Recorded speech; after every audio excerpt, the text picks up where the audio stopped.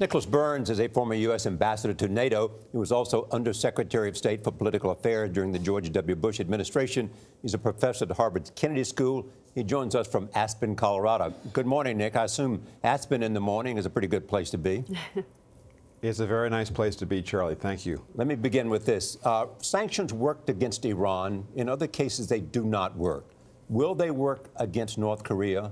And what circumstances will allow them to work? I think it's unlikely, Charlie, that the sanctions will ultimately work, meaning that they would convince the North Koreans to give up their nuclear weapons. I would say, however, this was a victory for the Trump administration to see these sanctions, to convince China and Russia to join. But the North Koreans prize above all else the possession of these nuclear weapons. They're testing ballistic missiles. They're modernizing the weapons. And for us, for the Americans, the real danger is that within a couple of years, they could have the capacity to have a nuclear weapon that could reach the western part of the United States. I think the Trump administration has said quite rightly that is an unacceptable threat. So I think what we're likely to see is a continuing ratcheting up of these sanctions by the U.S. in the future. Well, will they work in the end? I'm afraid I don't think they will, because I don't think China will join them. No. China has the most leverage here. They provide most of the energy and most of the food. They, of course, just to the north of North Korea. And this was significant. They joined the sanctions. Significant today that in Manila, the Chinese foreign minister was so tough on the North Koreans. But ultimately, the Chinese don't want to see very tough sanctions and pressure on North Korea because they don't want to see the regime collapse. They don't want to see refugees go into China. They don't want to see the Korean Peninsula unified by the South Korean government aligned with the United States, because that would be a victory strategically for this long-running competition between China and the United States in Asia. Ambassador, it seems like we have the same conversation over and over again about North Korea. No good options. You can't bomb, you can't negotiate, you can't really contain them. So what is the game changer here? Because you hear Secretary of State Rex Tillerson describing what he would like to see as a precondition for talks.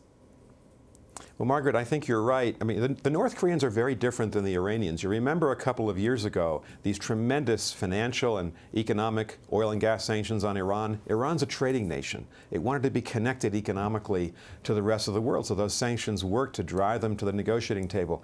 North Korea is a hermit kingdom. They're isolated. They don't trade with many countries. And I think Kim Jong-un, this young leader of North Korea, believes that his possession of nuclear weapons is his ultimate protection against any foe, most especially the United States. Ambassador, they said, the North Koreans did yesterday, we won't stop for anyone no matter what they say. Does that mean simply that we're going to have to, in the end, acquiesce to the idea that they have nuclear weapons deliverable to the west coast of the United States? I hope not. And I think there's an interim step here, Charlie. Secretary Tillerson has been hinting that we ought to talk to the North Koreans, not to be nice to them, but perhaps to negotiate some kind of interim arrangement where they might freeze or limit their testing of nuclear weapons, their development of nuclear weapons, and also of ICBMs, intercontinental ballistic missiles. That's a messy compromise, but it'd be a lot better than the current situation. They're not constrained right now, and they are racing towards a nuclear weapon, and that's a real threat to our country. Ambassador Nicholas Burns, always good to have you, sir. Thank you.